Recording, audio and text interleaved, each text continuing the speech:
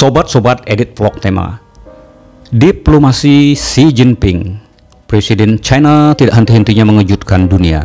Kali ini negeri tirai bambu menetapkan langkah signifikan terkait hubungannya dengan Uni Eropa melalui kehadiran Presiden Prancis Emmanuel Macron dan Presiden Uni Eropa Ursula von der Leyen di China. Sekilas kedatangan Macron tersebut tidak ada bedanya dengan kunjungan kenegaraan yang kerap dilakukan oleh para kepala negara.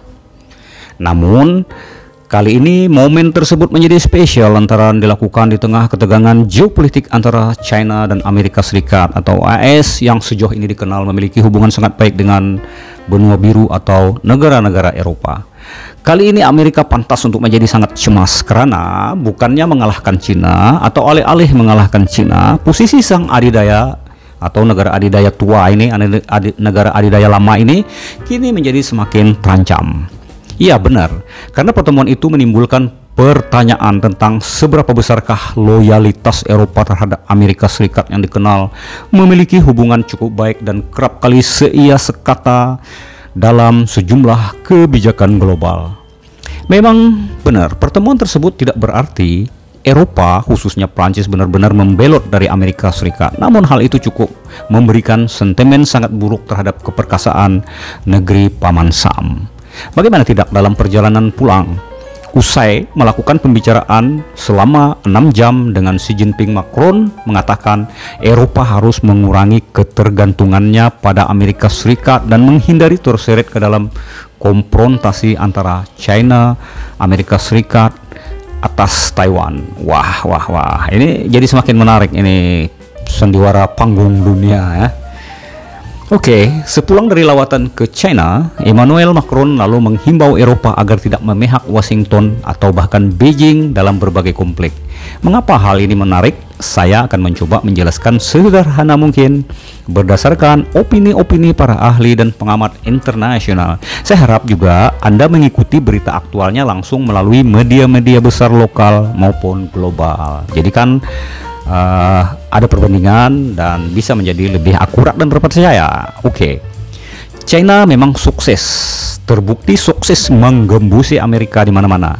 Buktinya, sebagian besar negara-negara di benua Afrika kini sudah lama berada di bawah pengaruh ekonomi China yang kuat. Lalu Timur Tengah. Nah, ini Timur Tengah di mana China tiba-tiba berhasil membuat Saudi menerima Iran sebagai teman ketimbang bermusuhan selama beberapa dekade. Kini Rusia dan juga seluruh Eropa akan jatuh ke dalam pengaruh China. Semua itu berkat kekuatan ekonomi negeri tirai bambu yang tumbuh pesat dan masif, hampir tiada tandingannya lagi dan hampir tak pernah terjadi dalam sejarah ya. Ya, Emmanuel Macron, sang presiden Prancis bersama presiden UE atau Uni Eropa Ursula von der Leyen awalnya memberikan pernyataan begini, bahwa Uni Eropa menolak permintaan Amerika Serikat agar benua biru menjauh dari Cina. Pertimbangan ini jelas sekali sangat realistis karena Cina adalah kekuatan ekonomi baru yang sudah unggul dari Amerika dan akan segera mendominasi dunia. Menjauhi Cina bagi Uni Eropa yang memiliki bisnis mapan sama saja dengan bunuh diri. Sementara Amerika yang sudah tua, sudah ibaratnya semakin rentan dan sebentar lagi menjadi masa lalu. Dengan segala cara bahkan Amerika kini mencoba mempertahankan hegemoninya di dunia. Akan tetapi, sekali lagi setelah pulang dari Amerika, dalam pertikaian Amerika, membahas pertikaian Amerika dan Cina, Macron mulai sedikit berubah pandangannya. Ia menyuruhkan kepada benua Eropa agar tidak terjebak ke dalam pertikaian dua raksasa ini. Ia mengatakan Uni Eropa harus mandiri dan harus bisa melepaskan diri dari ketergantungan kepada Amerika dan bahkan harus menyesuaikan diri dengan pengaruh China yang terus membesar. Pokoknya jangan sampai terjebak di tengah pusaran kedua raksasa besar tersebut. Dalam pernyataannya ia mengatakan dengan jujur bahwa kita, maksudnya benua Eropa, selama ini sangat mengekor Amerika. Amerika memerintahkan kepada kita menjatuhkan sanksi terhadap negara manapun, kita akan mengikutinya bahkan tanpa tawar lagi. Amerika mengatakan kita harus menyerang negara lain, kita melakukannya juga. Jadi kita harus berhenti. Mulai sekarang kita harus berhenti melakukannya. Jujur saja, kita selalu menjadi pengekor bagi Amerika katanya. Masanya kita sekarang harus berhenti dan menjadi diri kita sendiri.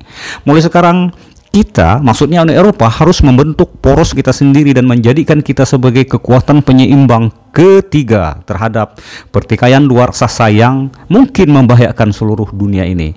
Kita bisa melakukannya. Kita akan menjadi superpower baru. Demikian kira-kira pernyataan Emmanuel Macron.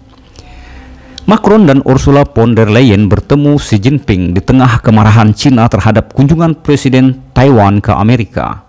Cina marah terhadap kebijakan satu Cina yang diabaikan oleh Amerika seteru raksasanya itu.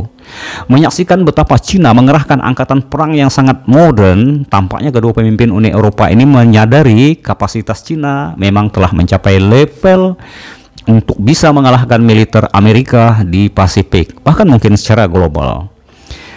Mungkin adalah kesalahan Amerika yang telah memutuskan menyerang China sebelumnya secara ekonomi di zaman Presiden Trump, alih-alih merangkulnya agar mendapatkan keuntungan ekonomi global bersama. Kini akibat permusuhan tersebut, China justru termotivasi, justru menjadi semakin besar, semakin kuat, dan semakin melepaskan diri dari ketergantungan dengan Amerika bahkan Barat. China merasa harus lebih kuat karena terdorong oleh ancaman sang adidaya lama, yakni Amerika.